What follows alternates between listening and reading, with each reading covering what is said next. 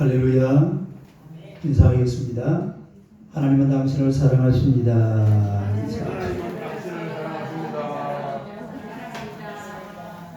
한번 인사합시다.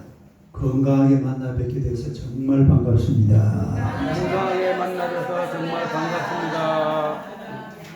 할렐루야.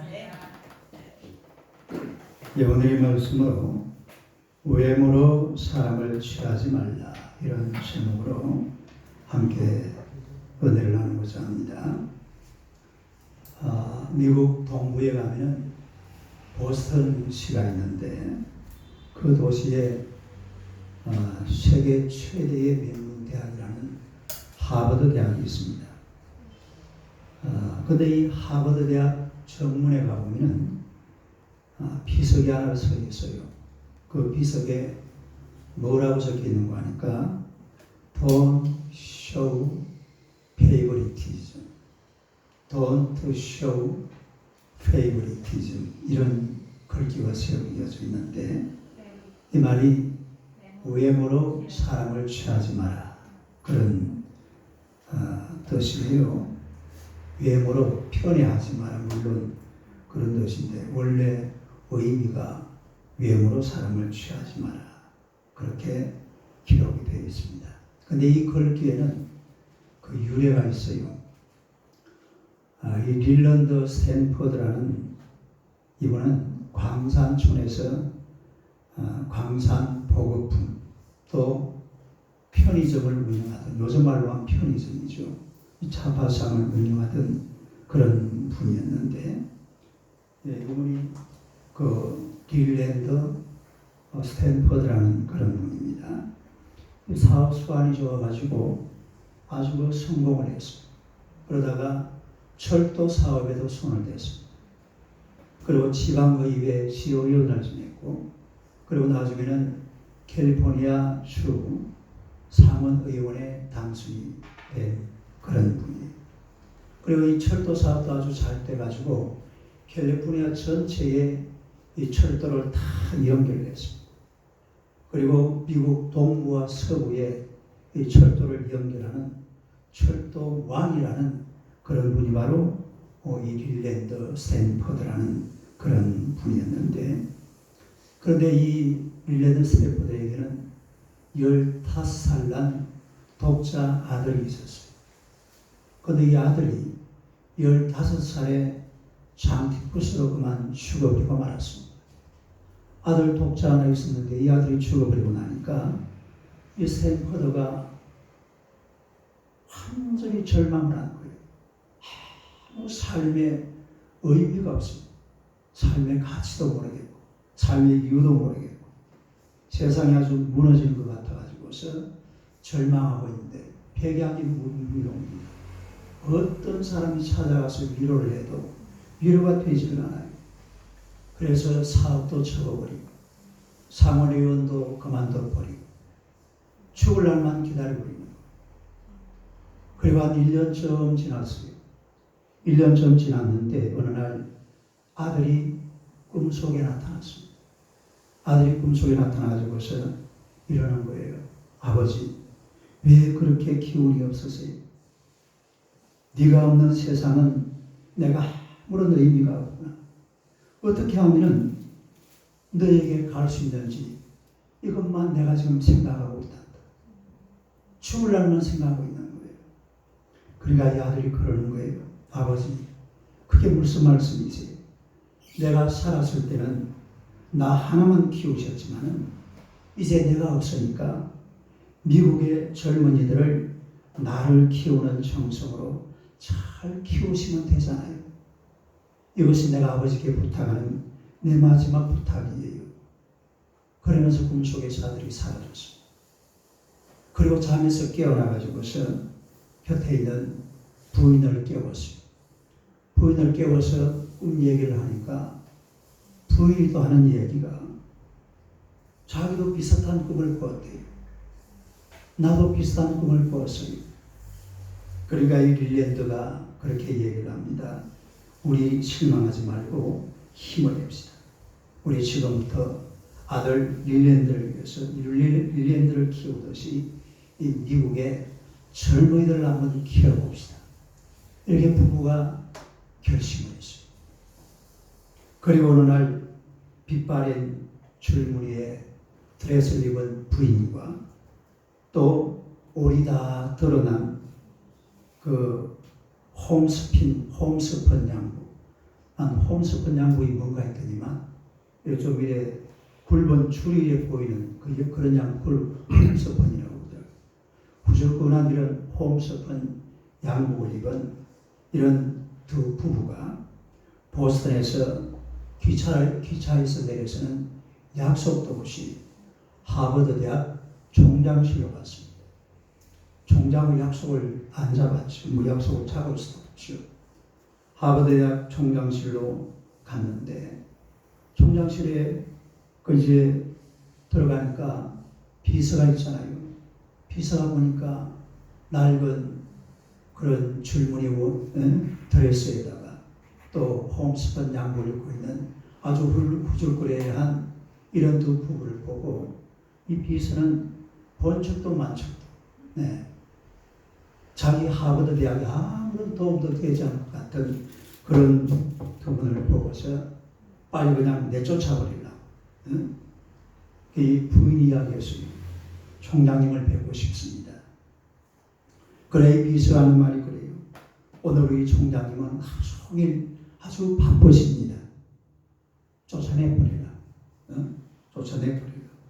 딱 잘라 거절을 했습니다. 그러니까 이 두 분이 그러는 거예요. 그러면은 여기서 기다리겠습니다. 그리고 기다리는데 1시간이 가고 2시간이 가도 집에 갈 생각을 안 해요. 앉아서 끝까지 기다리는 거예요. 그러니까 이 비서가 보니까 기가 잘 놀라시. 아니, 어느 사람이 그냥 빨리 나가버리면 좋은데 나갈 생각을 안 해요. 그래가지고 하는 수 없이 비서가 총장실에 문을 두드렸습니다. 총장님, 저 밖에 이상한 부부가 와가지고서 총장님을 뵈려고 그러는데 한번 만나보셔야지 집에 돌아갈 것 같습니다. 빨리 만나보시고 돌려보내시죠. 그래야 총장님한테 이야기를 하니까 이 하버드 대학 총장이 상당히 화가 났습니다. 화가 나가지고서 그 밖에 누가 와서 기다리고 있으면 방으로 불러야 될 텐데 방으로 부르지도 않고, 왜냐하면 그런 부부들이 자기 방에 들어오면 분위기 망칠까 봐서, 수준 떨어질까 봐서, 질 낮아질까 봐서 방 안으로 들어지를 않고, 그리고 그 비서가 있는 밖으로 나갔습니다. 그때 부인이 이렇게 말을 건넸습니다. 총장님, 우리에게는 하버드 대에 1년을 다닌 아들이 하나 있었는데 그 애는 하버드를 너무너무 사랑했고요. 여기에서 무척이나 행복해했습니다. 그런데 약 1년 전에 사고로만 세상을 떠나버리고 말았습니다. 그래서 제 남편과 저는 이 캠퍼스 안에다가 그 아이를 위한 기념물을 하나 세우기를 원합니다. 이렇게 총장님한테 이야기를 했어요. 그러면은 총장님이요 감동을 받고 뭐 이래야 될 텐데 깜짝 놀라면서 아주 퉁명스럽게 이야기했습니다. 우리는 하버드대에 다니다가 죽은 사람 모두를 위해서 동상을 세워줄 수는 없습니다. 그렇다면 아마 이 하버드 대학 교정은 완전히 공동묘지같이 보여지게 될 것입니다. 그러니까 또 부인이 그랬어요. 아니에요. 그런 말이 아니고요. 동상을 세우자라는 말이 아니고요. 우리는 하버드대에 건물을 하나 기증하기를 원합니다. 건물을 하나 세우기를 원한다. 그렇게 이야기하니까 이 하버드 총장이요 기가 찬 듯이 아내를 바라보고 남편을 바라보면서 또 얘기를 했어요. 건물이라고요? 이 건물 하나가 도대체 얼마나 드는지 알긴 아세요? 화가 잔뜩 나죠. 또 장난치는 것 같으니까. 이 건물 하나가 도대체 돈이 얼마나 드는지 아느냐? 우리 지금 하버드 대학에는 750만 불 상당의 수없이 많은 건물들이 이 교정에 세워져 있다고.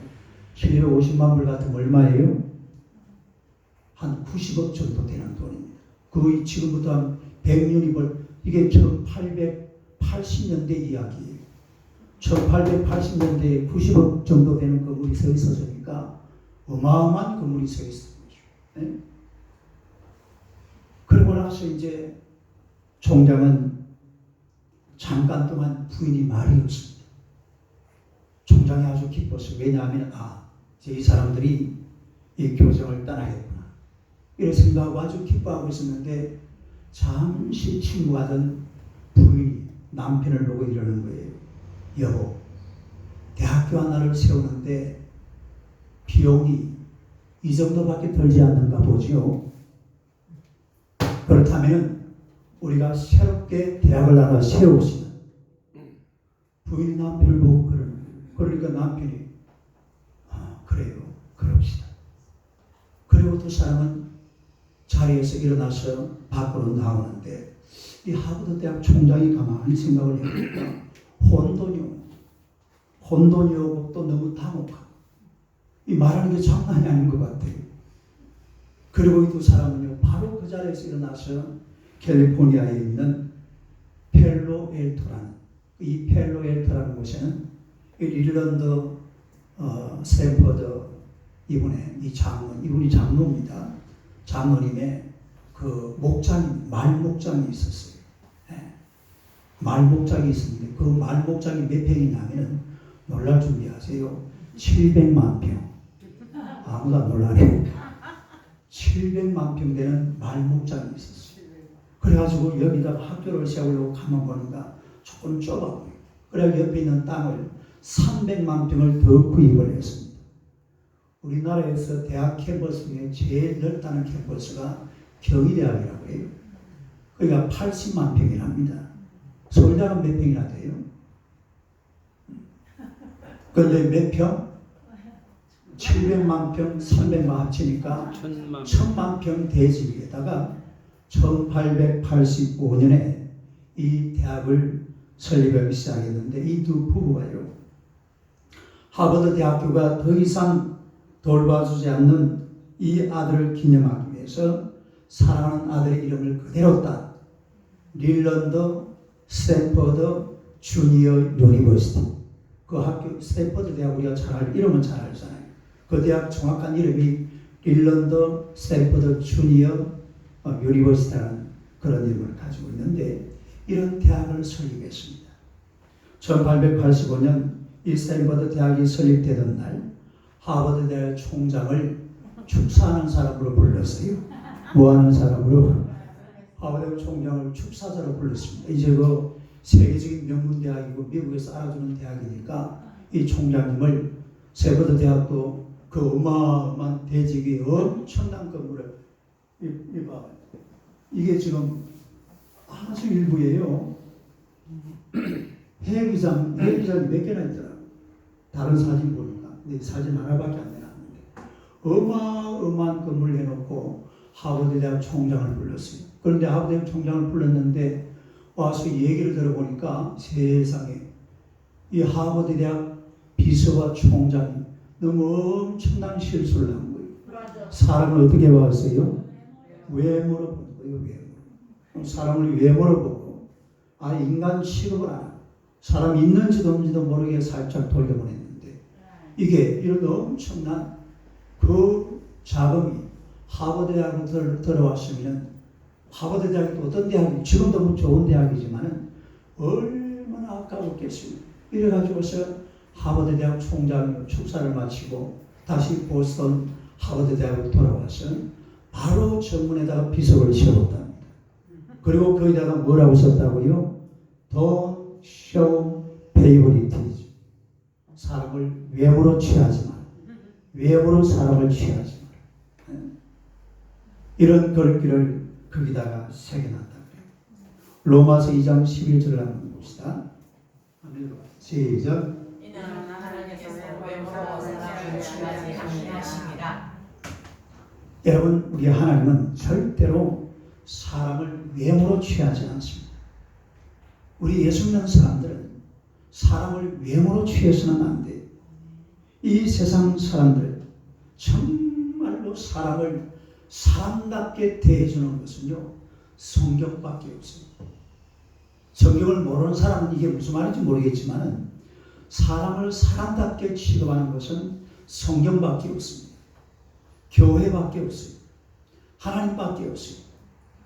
세상이라는 것은 사람을 사람답게 대접을 해주지 않습니다.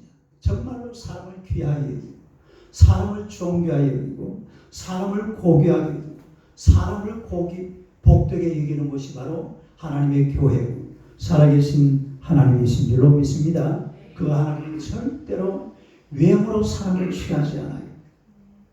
근데 우리가 사람을 절대로 외모로 취해서는 안 되는 분들이 한 분 계시는데 그분이 바로 부모님들이에요. 부모님들. 누구를 외모로 취하면 안 돼? 부모님들을 외모로 취해서는 안 돼.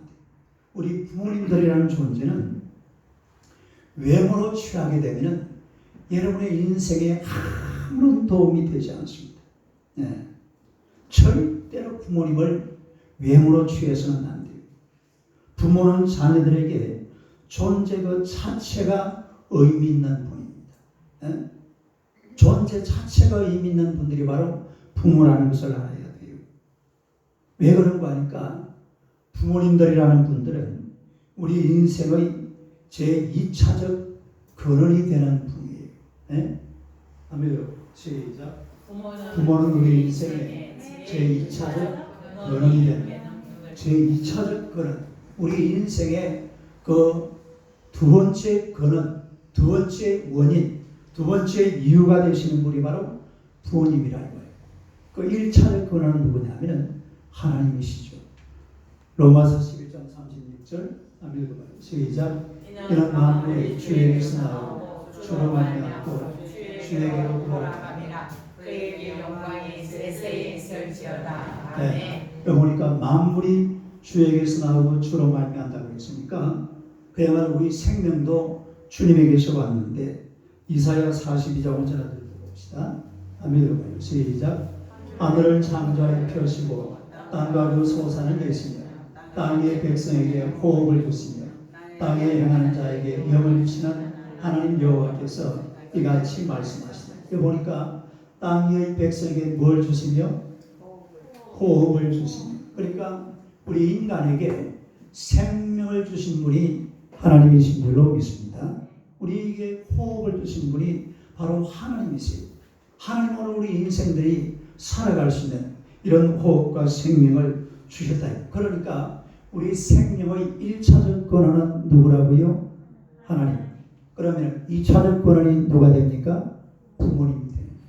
하나님은 우리 생명의 1차적 근원자 되시고 우리 부모님들은 우리 생명의 2차적 근원이 되시는 너무나 소중한, 다시 말해서 존재 자체에 의미가 있는 이런 분들이 바로 부모라는 겁니다. 예? 여러분 사람이라는 게 보면 다 부모를 닮아요. 신체에 가장 중요한 것이 우리 몸에서 가장 중요한 게 피잖아요. 피가 가장 중요한데 피를 이래 보면 A형, B형, O형, AB형 그렇게 나옵니다. 그런데 그 자녀들이 제가 B형이거든요. 우리 집사람이 A형. 그러니까 어머니가 무슨 형?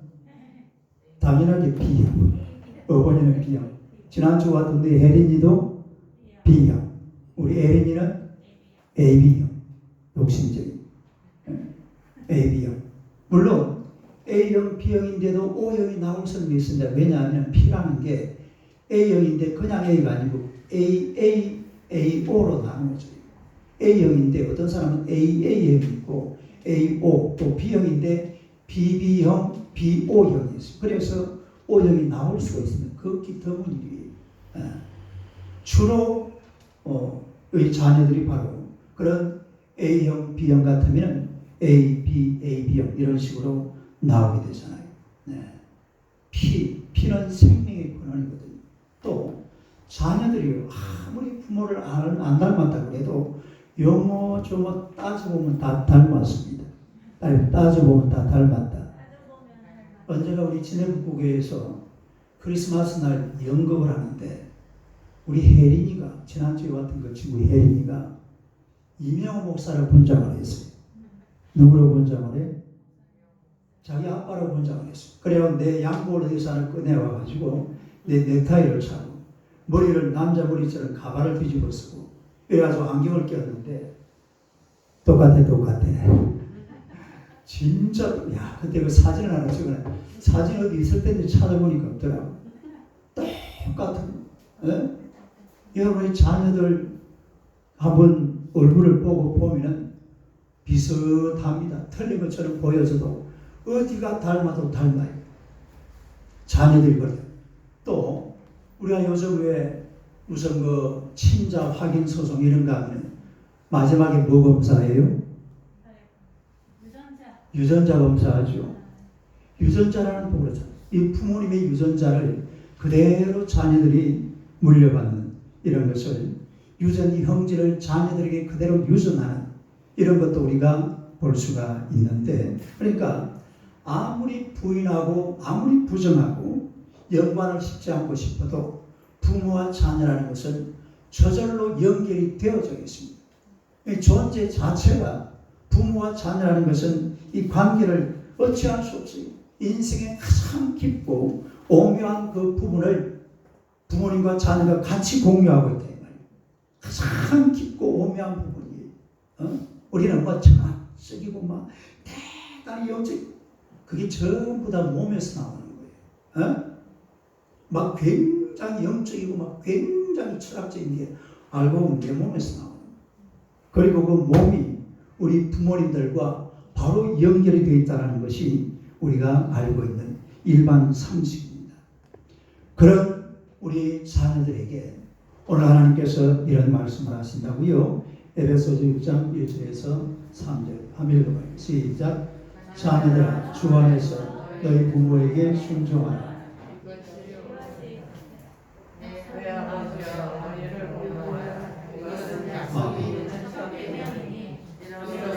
내가 잘 되고 땅에서 잠수하리라. 그러니까 자녀들에게 내 부모에게 순종하라.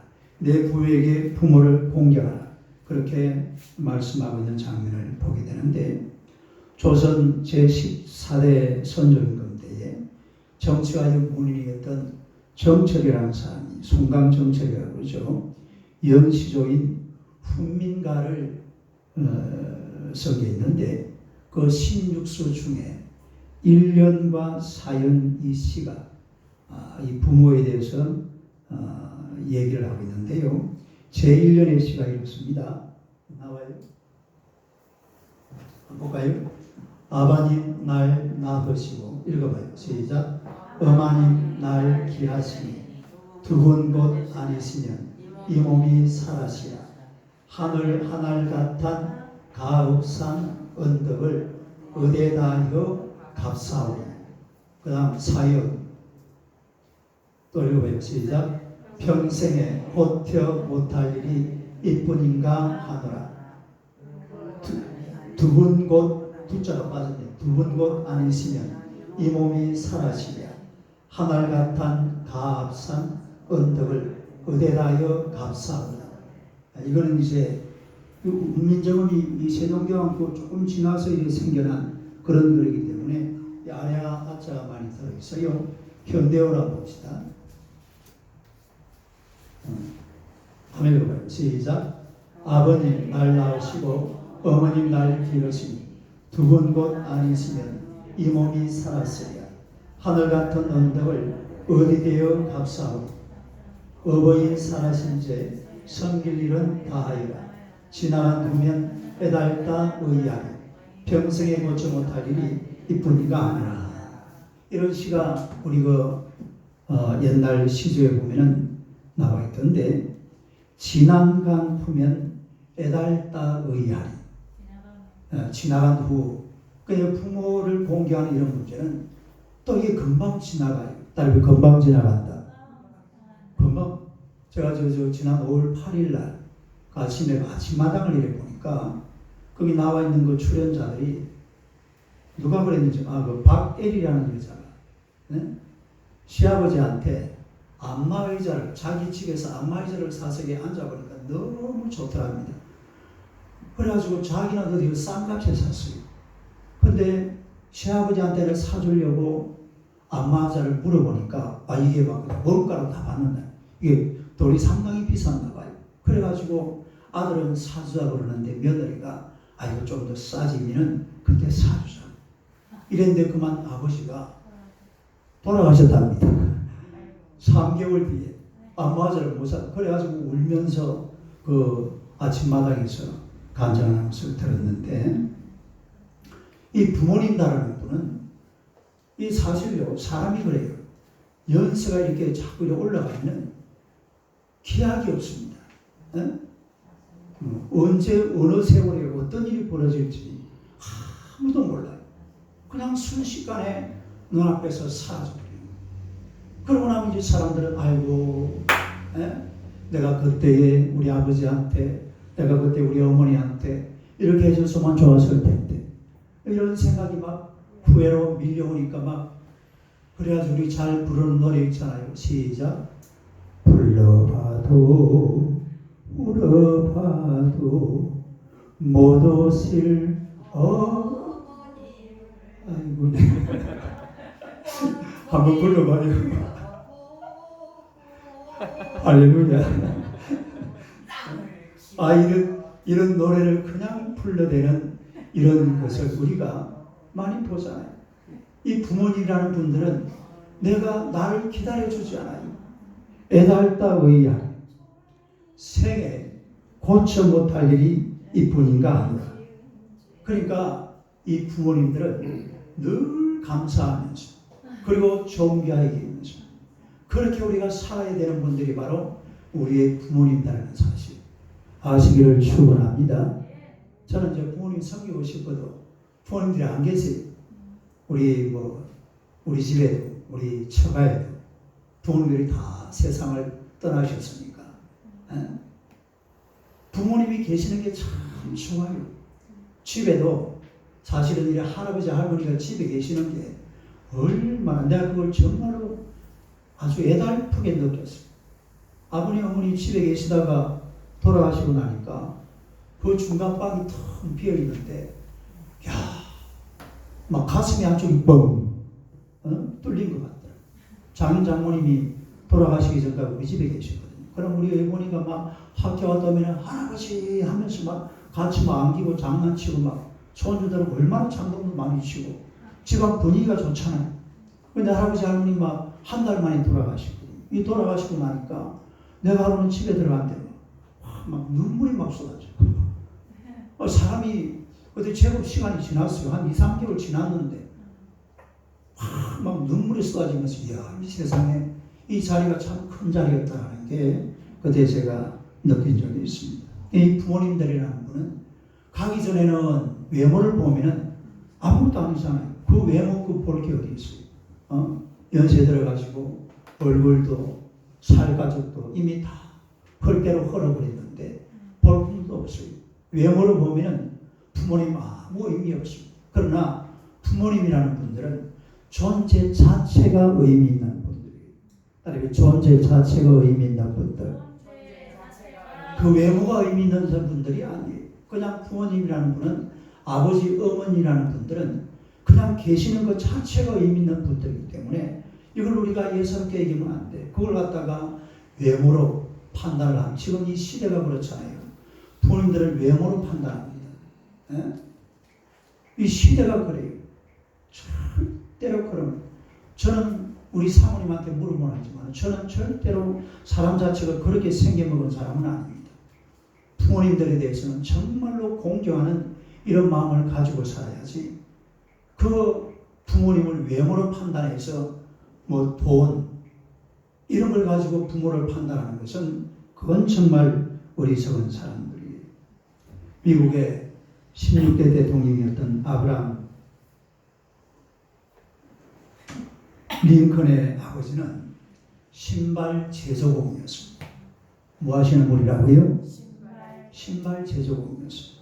링컨이 대통령에 당선이 돼가지고서 상원 의원들 앞에서 한번 연설을 하게 됐는데 근데 그 중에 링컨을 아주 싫어하는 그런 상원 의원이 한 분이 계셨습니다. 이분이 나와가지고 링컨이 연설을 시작하기 전에 자리에서 벌떡 일어나서 꽝을 칩니다. 뭐라고 꽝을 치느냐면은 당신이 대통령이 되다니 정말 놀랍소. 그러나 당신의 아버지가 신발 제조공이었다는 것을 절대로 잊지 마시고, 가끔 당신 아버지가 우리 집에 와서 신발을 만들기 위해서 찾아오곤 했는데, 내가 지금 신고 있는 이 신발도 당신 아버지가 만든 신발. 이러면서 막 링컨을 막 때려 막 공격을 해야 됩니다. 막 부끄럽게 여기라. 그러니까요, 링컨 대통령이 잠시 눈을 감아서, 그 눈을 감은 채로 한참 서 있습니다. 그리고 눈을 떴는데 그 눈에는 눈물이 걸성걸성 맺혀 있어요. 눈물이 아주 가득 고여 있습니다. 그리고 의원들을 돌고 난 다음에 이렇게 이야기를 합니다. 고맙습니다. 의원님 때문에 한동안 잊고 있었던 아버지의 얼굴이 기억이 납니다. 제 아버지는 신발 제조공으로 완벽한 솜씨를 가진 분이었습니다. 나는 아버지를 능가할 수가 없습니다. 다만 아버지의 위대함을 따라잡으려고 지금도 노력할 뿐입니다. 아버지는 많은 귀족들의 신발을 만드셨습니다. 여기 앉아 계시는 모이신 여러분들 중에서도 제 아버지가 만든 신발을 신고 계신 분들이 계실지도 모르겠습니다. 만약 여러분이 신고 있는 신발이 조금이라도 불편하시다면 지금이라도 말씀해 주십시오.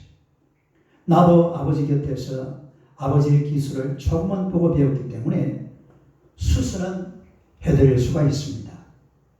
최선을 다하겠습니다. 물론 돌아가신 아버지와 나는 비교할 수가 없습니다. 이러니까 막 장대가리고 물을 끼얹듯이 조용합니다.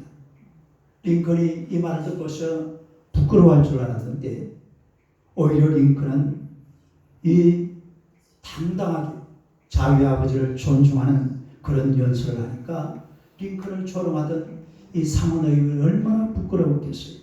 꼴이 말이 아니죠. 부모님을 존경하는 것이 바로 성경이 말하는 부모 공경이에요. 따라서 부모 공경. 왜 물어보지만 여러분의 부모님들을 공경하시기를 축원합니다. 공경이라는 단어는 영어 성경에 보면 헬라어를 아느라는 단어로 번역을 해놨어요. 아느라는 말은 무슨 말입니까? 명예롭게 한다 이 말이거든요. 그런데 이 말이 구약 성경에 넘어가면 카베드라는 단어를 씁니다. 따라서 카베드. 카베드라는 단어는 무겁다라는 말인데 이거에 명사형으로 쓰면 간장 이런 뜻이. 따라서 간. 그게 간이 우리 장기 중에서 제일 무거운 게 간이랍니다. 그러면 간이 무겁다고 해서 이걸 어디다가 내버리면 됩니까? 안 됩니까? 간이 무거우니까 간을 집에다 빼놓고 아이고 나는 좀 가볍게 걸어다니. 이 말이야. 밥 한 끼 얻어먹기도 힘든 세상에 간을 빼놓고 다닐 수가 있어요? 간을 빼놓고 못하죠. 마치 간이 무겁지만 간을 아주 귀하게 여기듯이 부모님들을 그렇게 공경하라. 따라서 공경하라. 아주 무겁게 아주 귀하게 여기는 것이 바로 공경이라는 그런 뜻입니다. 그래서 우리 부모님들에게 존경을 다하고 사랑을 다하고 애정을 표현하는 그런 성도들이 되시기를 주님의 이름으로 축원합니다. 본문으로 2, 3절을 다시 한번 읽어보겠습니다. 2절 한번 읽어보겠습니다. 시작. 내 아버지와 어머니를 공경하라. 이것은 약속이 있는 첫 계명이니. 3절 이로써 내가 잘 되고 땅에서 장수하라. 여기 보니까 내가 잘 된다 이 말이 무슨 말이냐면 무엇을 하든지 좋게 된다 이 말이에요. 부모님을 잘 공경하면 무엇을 하든지 좋게 된다. 따라서 좋게 된다. 잘 된다. 부모님을 잘 공경을 하면 우리 삶의 모든 것이 이 잘되고 좋게 된다. 그런 뜻을 가지고 있단 말인데 하나님이 축복하시기 때문에 형통하게 될 줄로 믿습니다. 미국의 필라델피아에서 태어난 찰스 스틸웨일이라는 이분은요 어릴 때 집이 너무 가난해서 어머니가